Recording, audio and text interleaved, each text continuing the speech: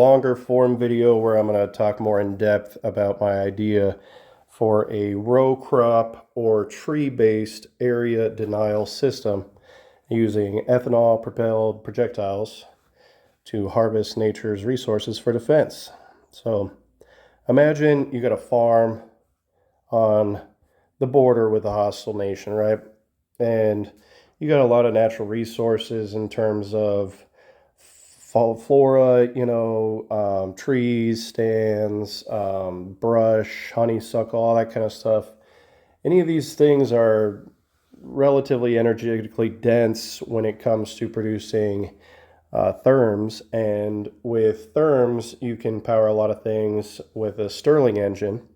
Stirling engine uses heat differentiation within gases in the pursuit of revolutions per minute that would power an alternator. And that alternator would then obviously, charge a battery and provide workable electricity. So we've got that concept already in the form of the DARPA Eater robot, energetically autonomous tactical robot. And it burns biomass to, like I said, power a Stirling engine that generates electricity. Taking that concept one step further and adding fermentation to the process to generate ethanol in a more portable and scalable form of potential work, and translating it into more viable chemical energy than the storage of a battery, which is thus linked to a certain site. So concept overview utilizes a large tree or cluster of trees as a central weapons platform. So you think about those, tall stands of trees in Ukraine that people take cover in, or you think about the hedgerows all across the UK and France, and those hedgerows did a lot to thwart the advance of enemy troops. And so this takes that concept one step further, and imagine if those trees had their own little defender, right? Like, so it's a Lorax robot, and it harvests fallen organic matter, branches, leaves, needles. It ferments that organic matter to produce ethanol, and then it uses ethanol as a propellant for projectile launch. So, like I said, it's already the Eater robot pretty much does this, except for the fermentation of ethanol. And here we see, a little reference to it. So it's got sensors scanning for biomass. It's got this gripper. It's got a little chainsaw. It's got a little claw, and chops this stuff down into viable units that can be deposited into its little furnace there, and delivers the biomass into the receptacle for production of therms that the Stirling engine utilizes. So it's an automated collection system. It's got robotic arms, conveyors, focuses on the fallen organic matter for self-sufficiency. That's the whole goal here, is something that you can set out there and it's going to run. It's not going to run out of fuel.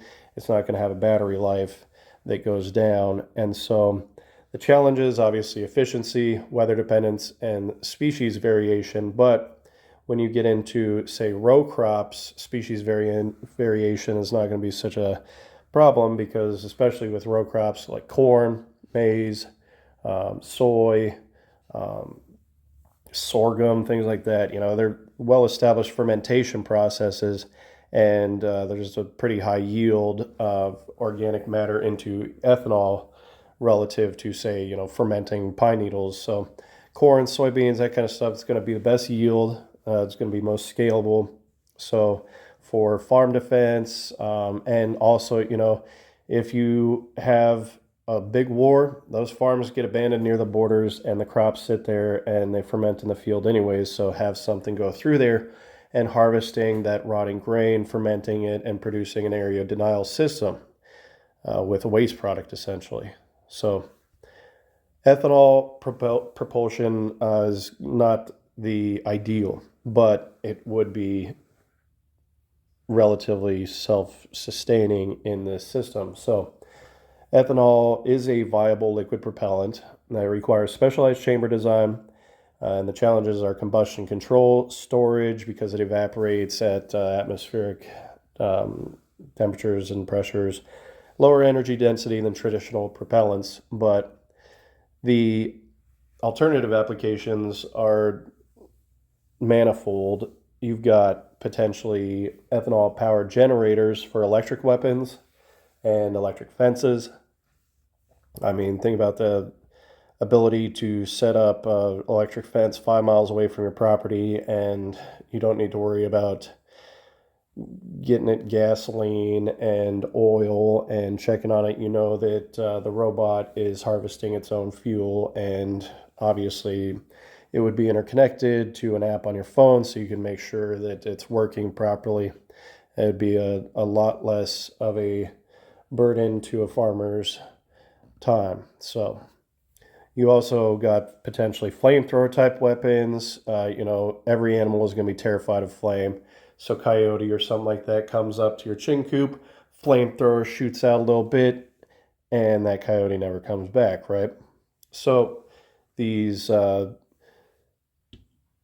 secondary or tertiary child units could go away from the parent machine with their own ethanol supplies and be patrolling and effective at larger area denial because of that. And then, of course, it could power automated forestry equipment to go along, clean up fire breaks, and create lines between populated areas and forests that would prevent the spread of a wildfire into the city. So not just for defense, but also for industry, for safety, for maintenance, and automation is the future. So what do you think about this idea? Is it totally off the wall? Is it an abomination? Is it an awesome way of utilizing something that's just rotting in place?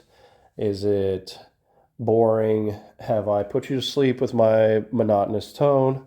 Let me know in the comments. I'm still new to this presenting my ideas thing, but I have a lot of these ideas, and so you're going to keep seeing them. If you like it, please like and subscribe, and thanks for watching. I hope you all have a great week.